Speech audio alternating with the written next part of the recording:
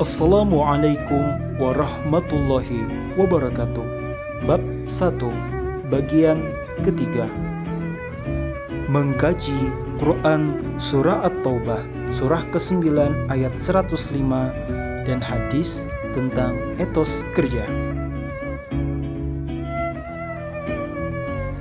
Adapun poin-poin yang kita pelajari, yang pertama bacaan Al-Quran, yang kedua tajwid bacaan, yang ketiga isi kandungan, yang keempat asbabun nuzul atau penyebab turunnya ayat, dan penerapan dalam kehidupan sehari-hari.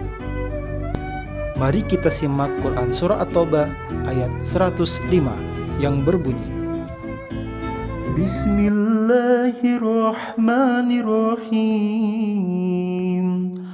Wa qul i'malu fasayarallahu 'amalakum wa rasuluhu wal mu'minun wa saturadduna ila 'alimil ghaibi wasyahadati fayunabbi'ukum bima kuntum ta'malun. Dan katakanlah, bekerjalah kamu, maka Allah akan melihat pekerjaanmu. Begitu juga Rasulnya dan orang-orang mukmin, dan kamu akan dikembalikan kepada Allah yang mengetahui yang gaib dan yang nyata, lalu diberitakannya kepada kamu apa yang telah kamu kerjakan. At-Taubah 105. Berikut nomor tajwid beserta tanda bacanya.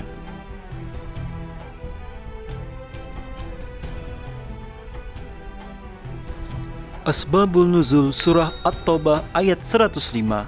Asbabun Nuzul ayat ini tidak secara langsung dijelaskan mengenai sebab turunnya ayat.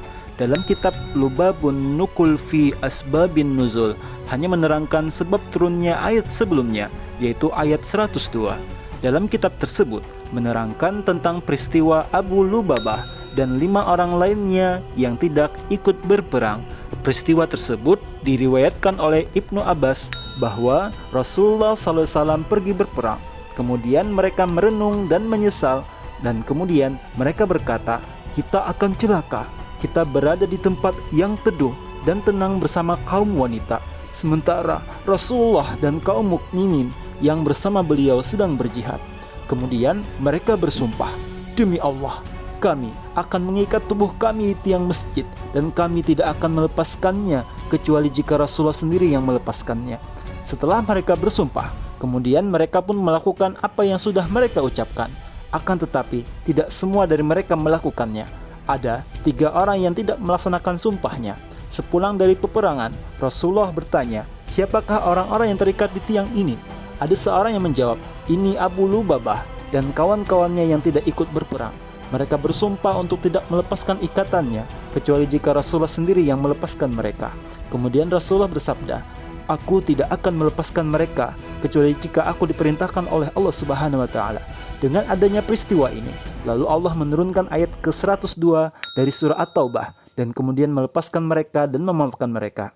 Dan dapat diartikan bahwa asbabun nuzul dari surah At-Taubah ayat 105 adalah karena banyaknya umat yang bertanya bagaimana cara bertaubat dan membersihkan diri dari dosa yang telah diperbuat. Maka kemudian turunlah ayat ini agar Nabi Muhammad SAW bisa menjelaskan dan menerangkan kepada umatnya bagaimana cara bertaubat dan membersihkan diri dari dosa yang telah diperbuat.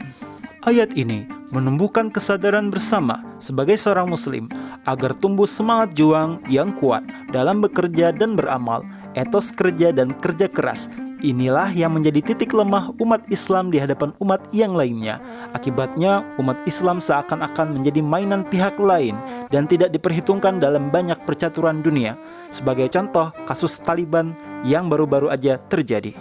Diberitakan oleh media Amerika, Taliban mewarisi senjata-senjata Amerika, padahal faktanya senjata-senjata itu sudah banyak yang rusak dan Afghanistan banyak menanggung hutang dari uang simpanan dari Amerika Serikat. Kandungan ayat. Berikut ini kandungan isi Quran Surah At-Taubah, surah ke-9 ayat 105. Yang pertama, ayat ini memerintahkan kepada kaum muslim agar melakukan amal soleh sebanyak mungkin hanya karena Allah Subhanahu wa Ta'ala, sebagaimana syarat diterimanya ibadah. Yang kedua, meskipun taubat sudah diterima, hendaklah mengisi hidup dengan amal kebaikan dan menahan diri melakukan maksiat, berjuang melawan hawa nafsu.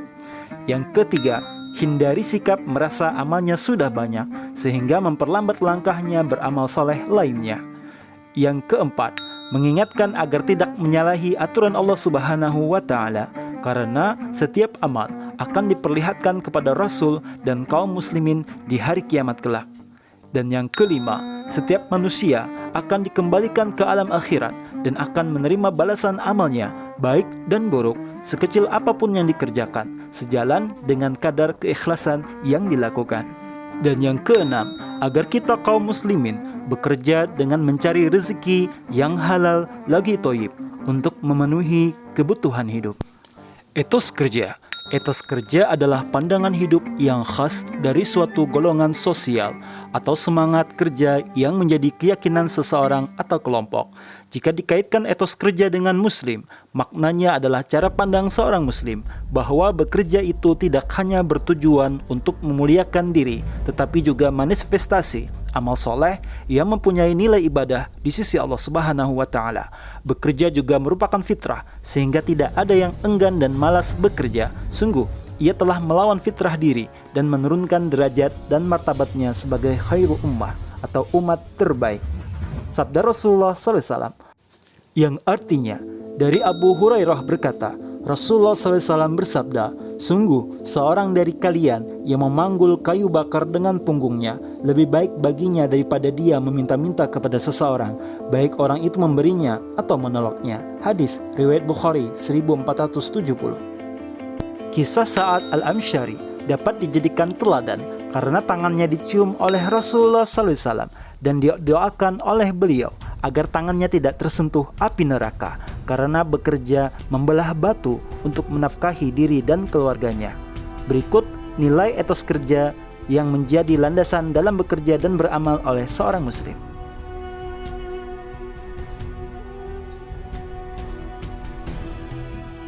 Prinsip etos kerja dalam penerapan kehidupan sehari-hari.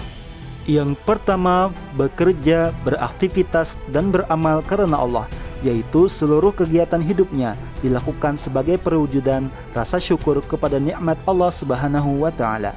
Yang kedua, berorientasi akhirat, yaitu menetapkan sasaran pencapaian hasil kerjanya kepada kesuksesan dunia dan akhirat. Yang ketiga, berkarakter kuat, yaitu memiliki reliability, dapat diandalkan dan juga memiliki kekuatan fisik dan mental dan spiritual. Yang keempat, berkarakter amanah, yaitu memiliki integritas, jujur, dan dapat memegang amanah. Yang kelima, bekerja keras, yaitu sikap pantang menyerah, terus mencoba sampai berhasil. Kita dapat meneladani ibunda Nabi Ismail, Siti Hajar. Beliau bekerja keras sehingga tidak mengenal kata gagal atau memandang kegagalan sebagai sebuah kesuksesan yang tertunda.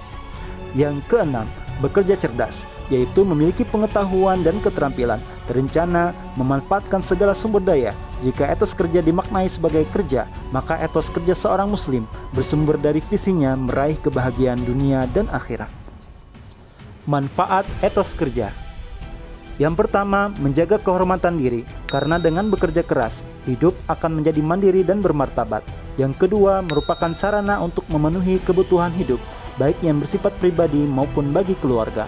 Yang ketiga, sarana beribadah kepada Allah, karena wujud pengabdian kepada Allah adalah dengan bekerja keras. Yang keempat, memperkuat karakter seseorang, karena dengan bekerja keras muncul sifat tabah, sabar, dan tidak mudah putus asa bila menghadapi masalah. Yang kelima, menjadi bagian realisasi dari peran manusia sebagai khalifah dalam mengelola alam ini.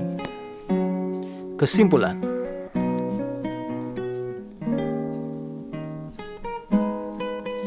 sekian materi kita. Semoga bermanfaat. Unzur maqala wala tanzur man qala. Lihat apa yang disampaikan, jangan lihat siapa yang menyampaikan. Arigato gozaimasu. Kansahamnida. Syukron kasir. Assalamualaikum warahmatullahi wabarakatuh.